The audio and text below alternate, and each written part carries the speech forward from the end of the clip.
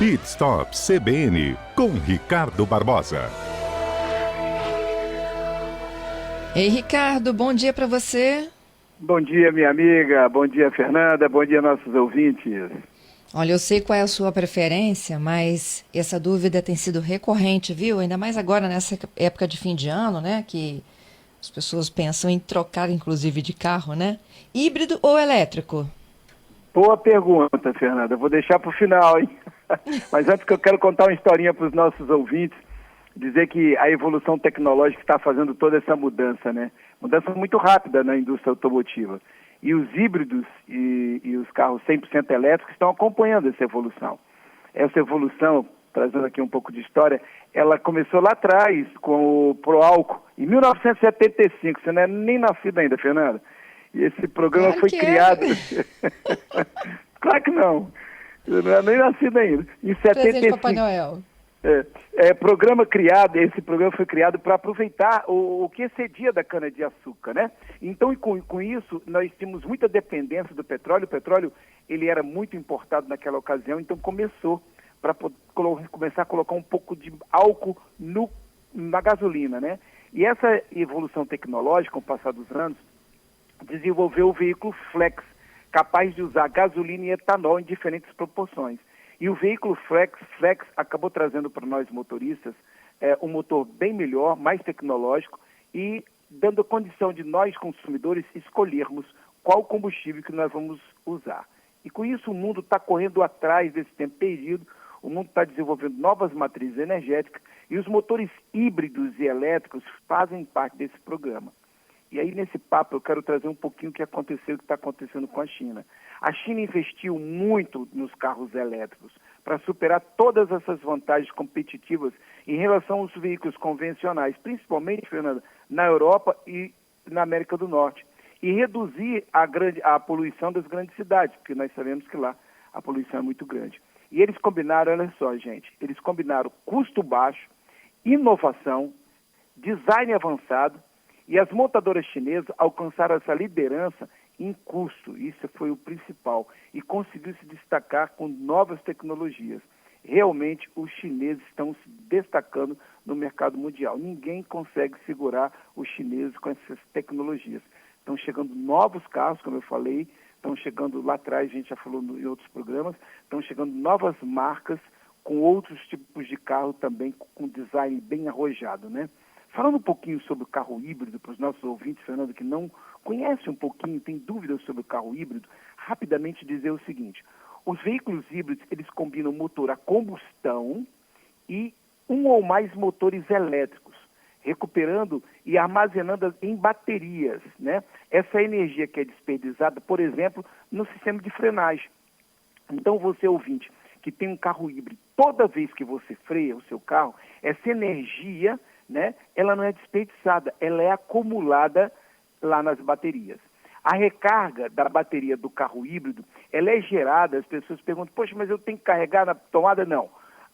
Esses carros, não, tem o plug-in que sim, mas a bateria do carro híbrido, ela é gerada pela energia cinética, gerada pela movimentação do automóvel. O próprio motor ali, ele vai gerando carga para essa bateria. O carro híbrido, ele fica mesclando entre o motor a combustão e o motor elétrico, dependendo da força, né, que você necessita. Então, você vai fazer uma ultrapassagem, em alguns momentos, Fernando, ele pode até utilizar os dois motores, uma subida, uma parte mais íngreme, vai depender mais força, ele vai fazer essa compensação aí.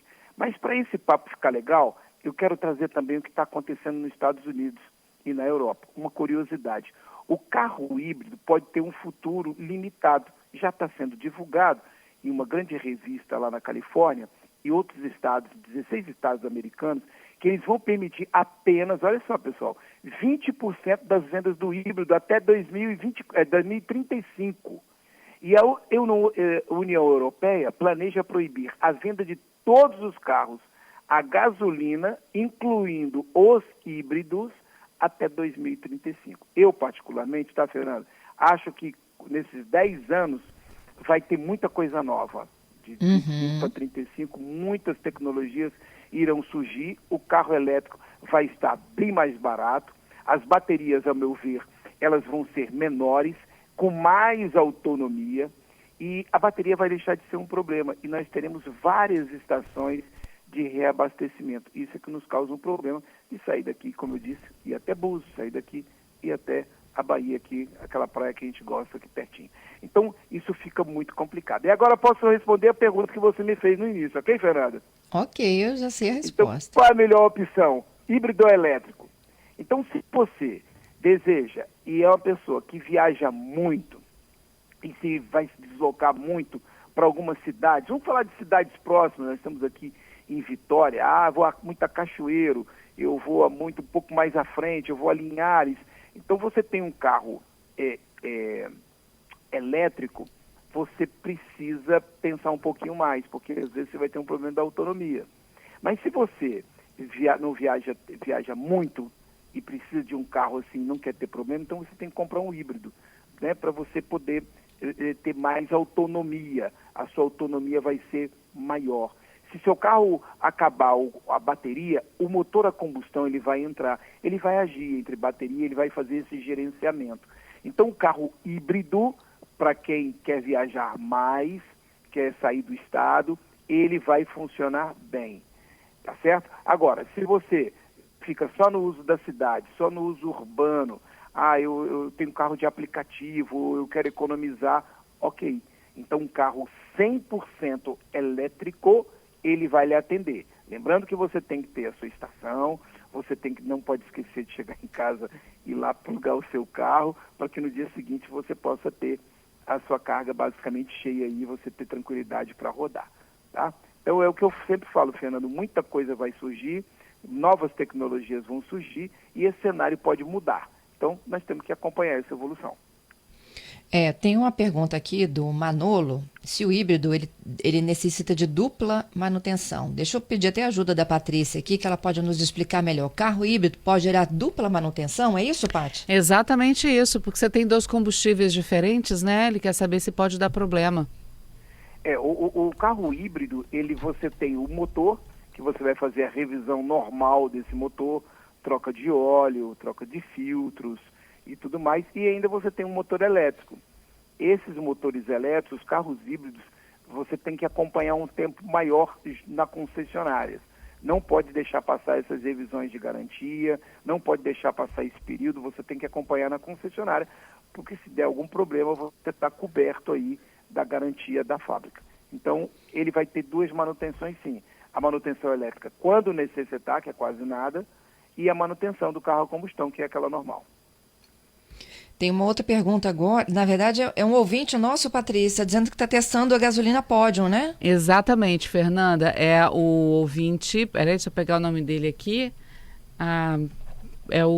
Desculpa, eu perdi o nome dele aqui, mas eu vou achar. Ele está dizendo que está fazendo um estudo, né, de consumo e está testando hoje gasolina Podium, esperando aí uma média de 19 quilômetros por litro. Ultimamente ele está usando álcool e está fazendo 10 por litro. É um Renault Kwid 2024 dele, Ricardo. Falando um pouco da experiência da última semana. Nós falamos sobre isso, mas nosso ouvinte aí, muito obrigado. Depois passa para a gente. Você está com 10 quilômetros com gasolina. É o Jefferson. O Jefferson.